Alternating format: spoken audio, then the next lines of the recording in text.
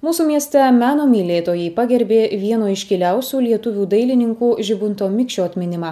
Neseniai Anapilin iškeliavusiam menininkui galerija laiptai skyrė vakarą in memoriam. Atidaryta bene ryškiausių kūrėjo grafikos darbų paroda ir pristatyta solidi knyga, kurioje jo kūryba ir dailėtyrininkų, kolegų bei bičiulių prisiminimai.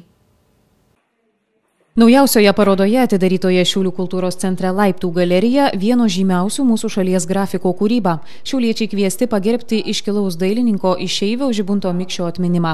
Kaip pasakoja galerijos direktorė, ši paroda planuota jau seniai, gruodžio 12-ąją garbiam menininkui būtų suėję 90 metų. Tad ta proga ruošta ypatinga ekspozicija, tačiau likimas susiklostė taip, kad ją teko skirti in memoriam. Vakaras simboliškai pavadintas Tėvynė ten, kur laisvė. Tai Žibunto Mikšio lapkričio 16 dieną išėjusio Anapilin paties žodžiai, kad tėvynė ten, kur laisvė. Šitaip įvardinta ir paroda, kurią pristatom iš savo fondų. Paroda praktiškai yra apkeliavusi visą Lietuvą. Mes viską padarėm, kad Žibunto Mikšio darbus pažintų kiekvienas, kas tik to panorės. Janina Ališauskienė pasakoja, kad į parodą sudėti vieni geriausių Žibunto Mikšio darbų iš galerijos turimų fondų. Įspūdinga, bene didžiausia visose šalies kultūros įstaigose turima šio iškilaus grafiko darbų kolekcija, dovanota paties kūrėjo. Jis jautė ypatingą prielankumą Laiptų galerijai ir per ilgus metus tapo artimu bičiuliu. Mūsų bendrystė labiausiai ir prasidėjo po jo vizito į Šiaulius 95-aisiais. Užsimezgė truputį metais anksčiau, o taip jau sustiprėjo ir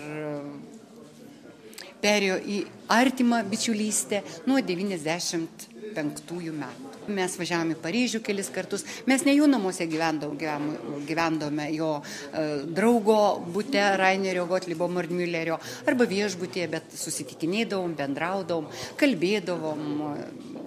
Mes šitai parsivežėm Miriam Meras, jo žmonos litografijų parodą. 1923 metais gimęs Žibuntas Mikšys po 20 metų su tėvais pasitraukė į vakarus, gyveno Austrijoje, Vokietijoje, Jungtinėse Amerikos valstijose, Šveicarijoje, o nuo 1962 metų gyveno ir kūrė Paryžiuje. Žymus grafikas kūrė linoraižinius, ofortus, litografijas, mėgstamiausi jo siužetai, žmonių veidai, natiurmortai, Paryžiaus namai, Venecijos aikštės.